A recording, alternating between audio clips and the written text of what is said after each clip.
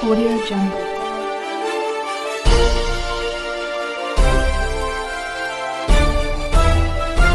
Audio Jungle.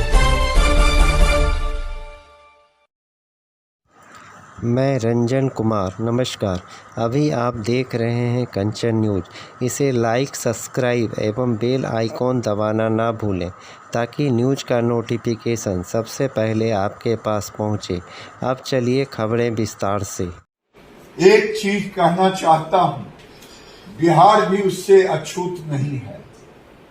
OBC आरक्षण की आड़ में मुस्लिम जातियों को सम्मिलित करना और ये ओबीसी का हक मारने के बराबर है, कह रहा हूं। एक तो संविधान में है कि धर्म के आधार पर आरक्षण नहीं होगा, तो फिर मुस्लिम को जात में बांट करके ओबीसी के कोटे का हक मारी क्यों? को डाल करके ना कैसे नहीं छुए, ऐसे छुए, लेकिन ये संविधान की धज्जियां उड़ी है जो धर्म के आधार पर आरक्षण नहीं देना है देश के कई राज्यों में, बिहार से। देखिए, ये रावण बताया, क्या बताया, ये मतलब नहीं, मतलब है एक ऐसा राहुल गांधी जो राहुल गांधी देश के बाहर जाते तो भारत को गाली देते।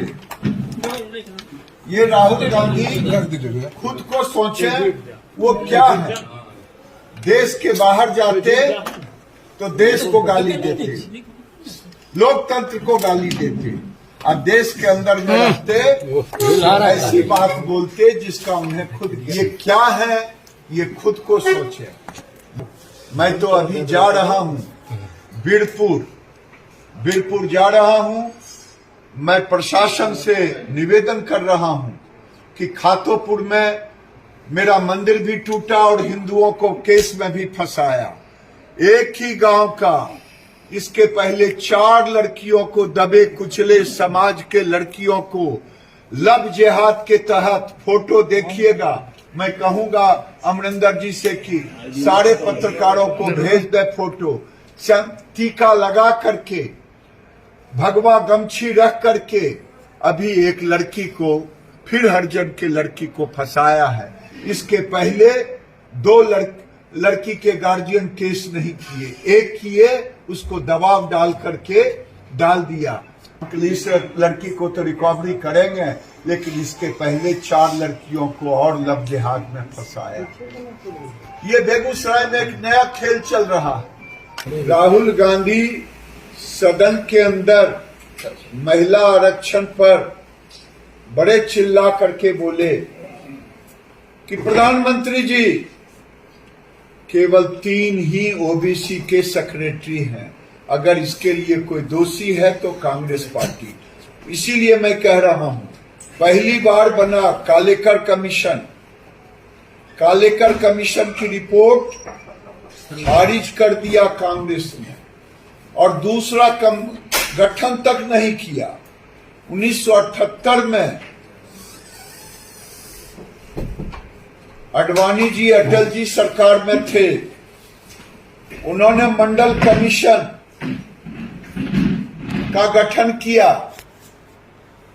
और 1980 में इंदिरा गांधी। मैं राहुल गांधी को याद दिलाना चाहता हूं कि जब भी कुछ बोलें तो जरा पीछे भी अपने परिवार को झांक करके देखें।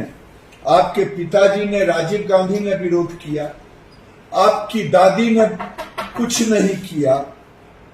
सेक्रेटरी की चर्चा तो करते हैं, अगर ओबीसी 80 में मंडल कमीशन के रिपोर्ट को अगर लागू कर दिया गया होता तो शायद आज राहुल गांधी को ये कहने का मौका नहीं मिलता कि 3 ही सेक्रेटरी क्यों। बताएं लालू जी, नीतीश जी, ये बताएं कांग्रेस झारखंड में नहीं पंचायती राज का कराया, और आज ओबीसी की चिल्लाहट कर रहे हैं, ओबीसी का हक मुसलमानों को दे रहे हैं, ये नहीं चलेगा। 13.5 करोड़ जो गरीबी रेखा से ऊपर उठाने का काम किया नरेंद्र मोदी ने। इसमें ओबीसी है, उद्देश्य है गरीबी उठाना, ये नौटंकी नहीं करना। हम वो भी आरक्षण जातीय सर्वेक्षण का भी समर्थक है, लेकिन मोदी जी ने जो कहा है कि कांग्रेस पार्टी के मुखिया थे मनमोहन सिंह, उन्होंने कहा था यूपीए गवर्नमेंट में कि देश के संसाधन पर पहला अधिकार अल्पसंख्यक मुसलमानों का है।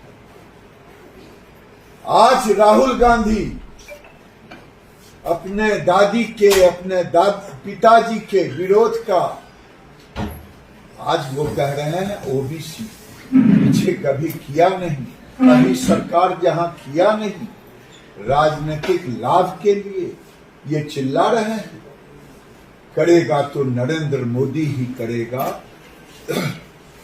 नरेंद्र मोदी ही बिहार में 12% गरीबों को गरीबी रेखा से ऊपर उठाना। कांग्रेस पार्टी ओबीसी का विरोधी है।